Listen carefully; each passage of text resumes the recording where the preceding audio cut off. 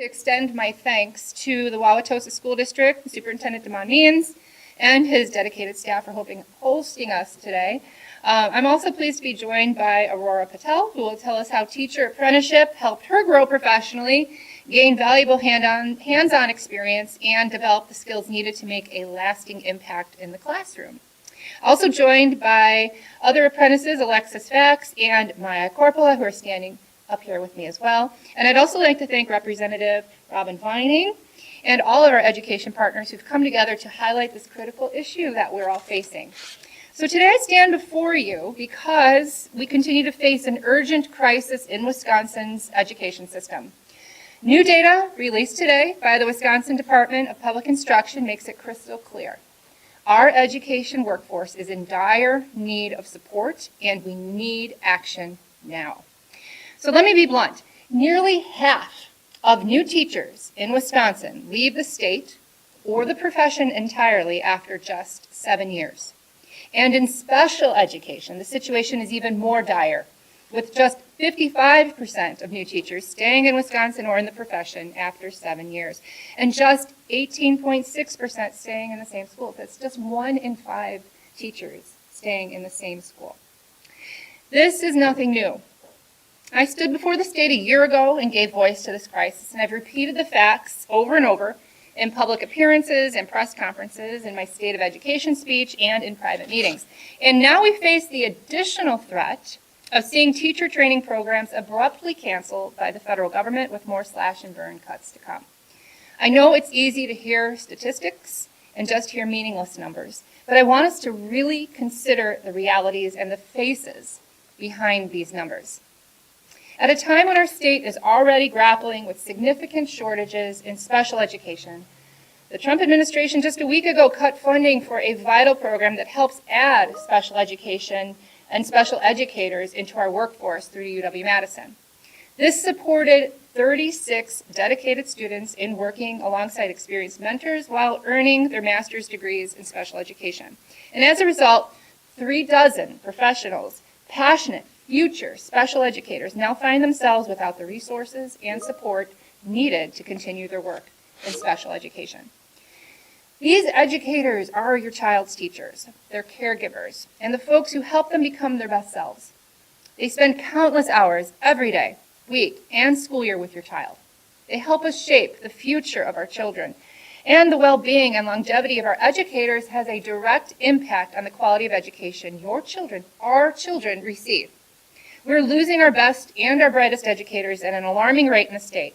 It's a crisis for our students, our families, our schools, and our communities, and we must do something now. Our schools are telling us they need help. With fewer teachers, the ones who stay on are stretched thinner and thinner, trying to meet the growing needs of every student, and this is a recipe for educator burnout. So our educators are working harder and have more responsibilities than ever, yet they continue to be underpaid, especially in the past 15 years. And when we adjust for inflation, the average teacher compensation package in 2023 was worth nearly $23,000 less than it was in 2010. $23,000 less than it was 15 years ago. And as the kids say, the math isn't mathing. So it's no wonder we're in a crunch. When we lose teachers, we lose opportunities for Wisconsin's kids. We do not live up to our promise. But we know in Wisconsin we have choices. We can't and we shouldn't shrug our shoulders. We can and we must act quickly. Governor Tony Evers' budget is the next step. It's a bold, comprehensive plan rooted in my initial proposal, which targets the root cause of teacher turnover. The budget includes investments, key investments, to help districts recruit and retain talented educators, especially in critical areas like special education. It also proposes adjustments to revenue limits and boosting the special education reimbursement rate, giving school districts the flexibility they need to increase teacher compensation. These investments are a lifeline that can help keep Wisconsin teachers in the classroom, doing the work that they are called to do. But that's not all that needs to be done. We must be innovative in attracting new teachers to the profession, while also ensuring we retain the talented educators that we already have making a difference in our schools. As outlined in the governor's budget, we have an opportunity to provide stipends not only to future educators, but also to the dedicated cooperating teachers who mentor and guide them along their journey. This investment in mentorship is critical. It's one of the most effective strategies for keeping our teachers in the classroom by incentivizing peer support and mentoring programs, which create a strong foundation for growth and success. Equally important is supporting Grow Your Own programs, which are essential to strengthening our educator workforce. Initiatives like those funded through Governor Evers' budget helps districts cover the cost of assisting current teachers and staff in furthering their licenses, while also encouraging students to enter the profession and make an impact. And building on this vision is teacher apprenticeship, which combines classroom experience with paid on-the-job training.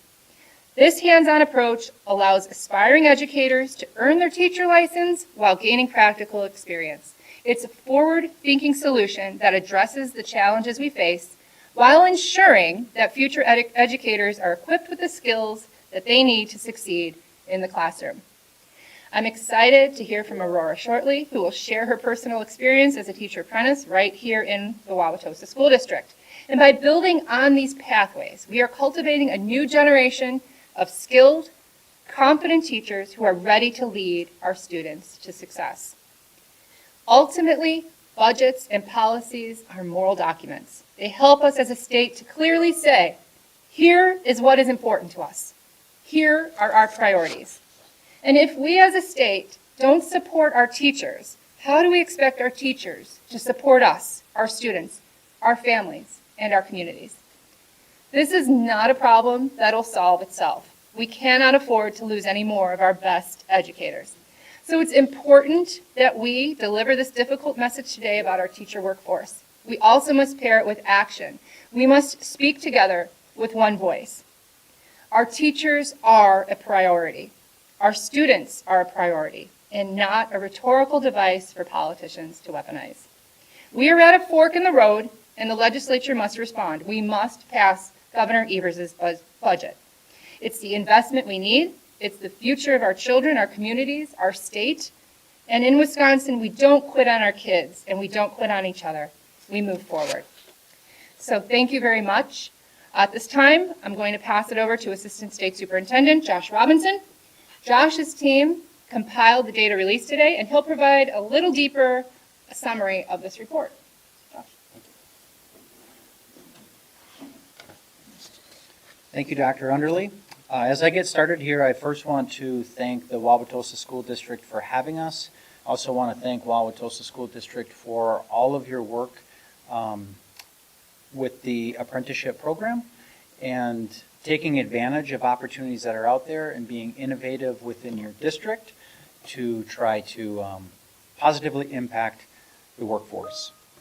So I want to thank Dr. Underley for emphasizing our current realities with our education workforce. We are facing an urgent shortage of educators within the workforce, and the primary challenge we continue to face is low retention rates. Collectively, we must seek out ways to encourage more people to pursue careers in education, and we must keep them not only in the profession, but here in Wisconsin. And again, Wauwatosa is doing that through this program. Educator shortages cause a ripple effect of problems for our students, our districts, and our communities. This report does identify some good news, so I want to call that out. First off, our state is producing more teachers than those that are retiring. Retirement rates are relatively stable at this time, and enrollments in educator preparation programs are trending upward. However, retention remains the key issue. Some important findings from the report are, in 2022-23, there were 2,187 retirements in the state. On the other hand, Wisconsin had 3,334 educator preparation program completers. On paper, we would love to consider this a big win, with more teachers entering the profession than retiring. Unfortunately, lower than ideal retention rates tell a much different story. In 2022-23, 8 out of 10 of education preparation program completers became licensed, but just 2/3 went on to become employed in Wisconsin public school districts the next year. 55.6% of teachers remain in the profession into their 7th year, as Dr. Underly pointed out. For special education teachers, the retention rate is 46% heading into their 7th year. So we are losing too many educators after they become licensed and once they enter the profession. We know this. One result is school districts are increasingly forced to fill vacant positions with teachers who have not completed preparation programs. Instead, districts request a Tier 1 temporary license due to a lack of fully licensed educators in the field. In 2022-23, we issued at the DPI 3,448 one-year licenses with stipulations. That's a 23.8% increase from 2019.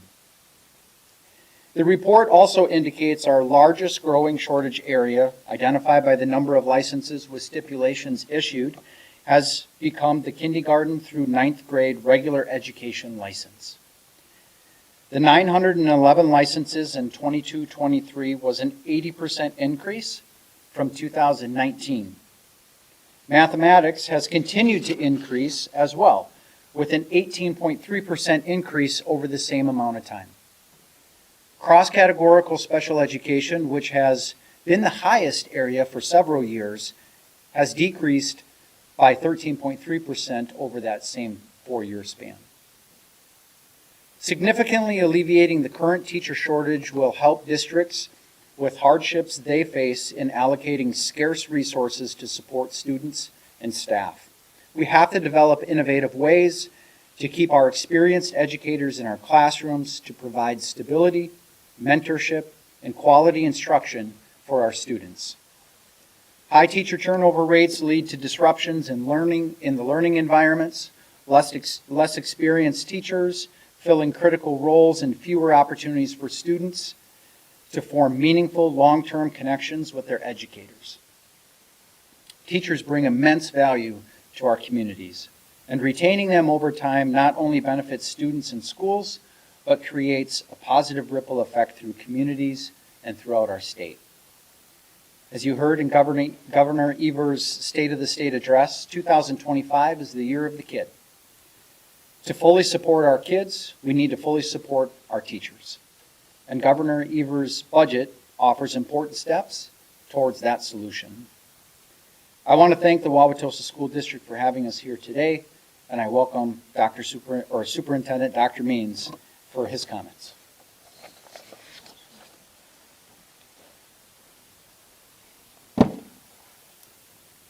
Good afternoon, everyone. I'll be very succinct and to the point.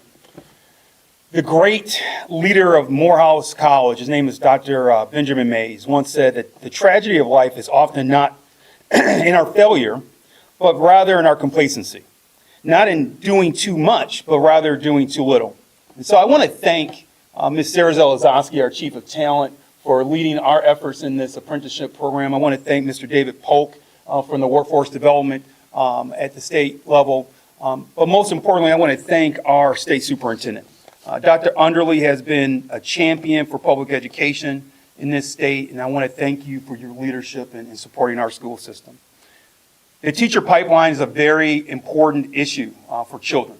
The teacher pipeline and making sure that it's plentiful and it's full of vibrant young educators who want to come into our profession and to help children is really important. And so I think there's nothing better than for you to hear directly from one of these apprentices. Aurora, we would love to have you come up and speak a little bit about what your experience has been as an apprentice and how you've been navigating this important work here at Underwood.